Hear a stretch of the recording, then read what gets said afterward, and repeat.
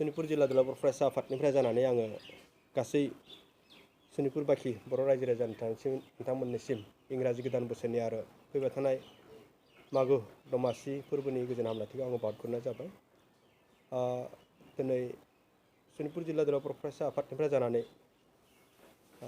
माखासे प्रेस मिट होनो थाखाय बेहाय जोङो जथुमदों। बेहाय बाहागो लानो हादों जोंहा सनितपुर जिल्ला दुलाराय बर' फरायसा आफादनि गाहाय नेहाथारि इनेस मोसाहारि, लोगोसेयैनो सोलोंथाइ नेहाथारि रिन्जय बसुमतारी, लोगोसेयैनो लोगो आफादगिरि रुपम दैमारि, लोगोसेयैनो बाहागो लानो हादों सनितपुर जिल्लानिनो बुंथिगिरि परेश बरमहिलारि आरो बिबानगिरि बिथांमोन जोंनि माखासे दंबोयो। आङो मुंखौ फारियै लाथ'लासै।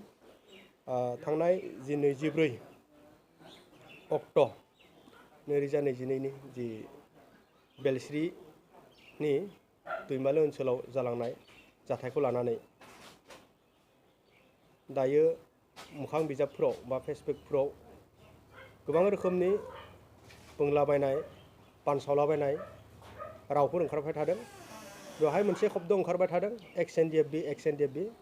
नाथाय जोङो सनितपुर जिल्ला दुलाराय बर' फरायसा आफादनिफ्राय बेखौ रायजो राजानि गेजेराव आरो जोंनि जि एक्स एनडिएफबि बिथांमोननिसिम जोङो क्लियार खालामनानै होनो ओंखारदों जि मोनसे जाथाय जालांनाय बेवहाय एक्स एनडिएफबि हिसाबै जेबो सोमोन्दो गैया आरो एक्स एनडिएफबिफोरखौ जोङो बर' माहारिनि मोनसे समनि थाखाय थैनाय थांनायनि बर' माहारिखौ रैखाथि होनायनि थाखाय बिथांमोननि जि होलांनाय अबदान जों बिथांमोनखौ अराय मान होयो आरो बिथांमोनखौ बर' हारिनि गेजेराव अराय जोंथि जानानै थागोन। जों बेखौ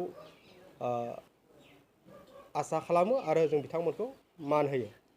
दा बाथ्राया जादों मा, बेवहाय बि नायजाब बा आदिब नार्जारि बिथाङा बे दैमालु ओनसोलाव साननैसो सिगां फैनानै थाफैनानै बेवहाय मोनसे गोदान आफाद खुलिनायनि बाथ्रा बेवहाय जादोंमोन आरो बेखौ लानानैनो हालामनि रायजो राजा बिथांमोना बेलस्रि दख'रा दुलाराय बर' फरायसा आफादनि बिबानगिरि बिथांमोननो बाय टेलिफनिक फोरमायथिदोंमोन दि 24 अक्ट'आव बेवहाय गोदान मोनसे आफाद दानायनि बाथ्रा सरसा जागासिनो दङ।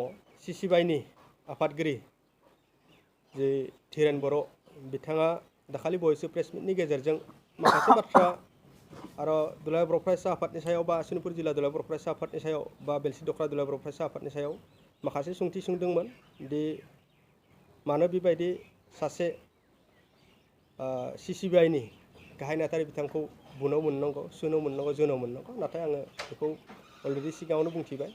नाथाय बेवहाय सिसिबिआइनि जि आफादगिरि धीरेन बर' बिथाङा सासे एकर्डनि सिगनेटारिस जानानै बिथाङा दिनै बेबायदि कन्ट्रभारसि रायजो राजानि गेजेराव जि नांलाय खमलायनायनि जि बाथ्राफोरखौ बुंथियालासिनो एकर्ड जाफुंनायनि सायावसो गोसो होनांगौ होननानै जोङो सनितपुर जिल्ला दुलाराय बर' फरायसा आफादनिफ्राय खावलायो।